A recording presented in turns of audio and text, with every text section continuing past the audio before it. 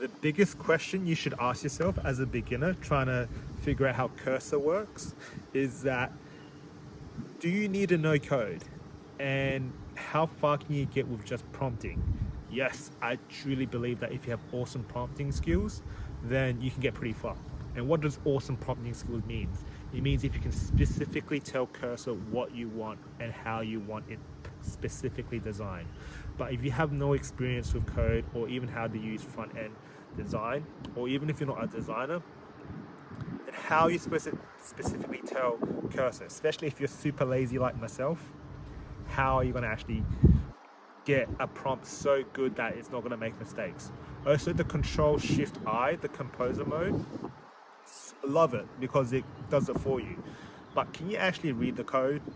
I mean, these are all these questions that have come out of my head just then, just being playing around with cursor for the last 3 to 4 weeks, and I've come to the conclusion that I personally need to figure out how to read code. So for those that don't know or needs a bit of resource, Replit 100 Days of Code is potentially your best source, because that's what I'm doing. I've done the first day already. It's going to teach you how to use Python, which is similar to TypeScript, which is what I've been using. Again, depends on what you're comfortable with. I know there's heaps of different types of language models, but I'm using Next.js with TypeScript, and it's bloody hard, I'll tell you. Currently, my problem is trying to link children and parent directories and files. I don't even know if I'm saying the right thing, but when I click on a card, I get a 404 error, page not found. That's my current problem today, and that pisses me off. And for those of you in the same boat trying to figure out how cursor works, if you're just copying and pasting and saying accept all, not reading the instructions, then I feel like you're going to be moving a lot slower than someone who actually is reading the instructions and trying to understand what code is, and actually using the LLMs actually to understand and learn code versus just get the LLMs to do it for you. Because ultimately, devs right now are working 10 times faster and 10 times more efficiently because they've got the large language models to help them. So it's helping them way more than us with no coding background. It's bringing us into the game, and that's an awesome thing.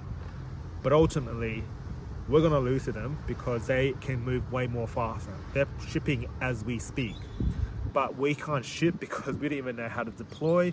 We're still trying to figure out how GitHub works, like repos. We're trying to figure out authentication and databases.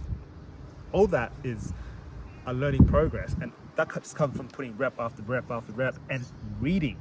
I mean, you and me both, we're both lazy and we suck at reading. Well, not suck at reading, but we choose not to read because we just want a functioning, working app straight away so we can start to deploy and ship. But we're still in the learning phase. I feel like if you're in the journey and you've come from like a YouTube video about how to do cursor as a beginner, I feel like the expectations have been way over expected, because it's going to take a bit of time to understand language models like Python, TypeScript, Django, whatever you're using. And I feel like there should be some components of understanding code, because once you understand a bit of code, you can understand what the large language models are doing, so you can tinker around with them. Sure, you can get pretty far with prompts, but knowing a bit of code doesn't hurt. So that's what I've been doing. So my current, I'm struggling at the moment with the children and parents, trying to make them to connect.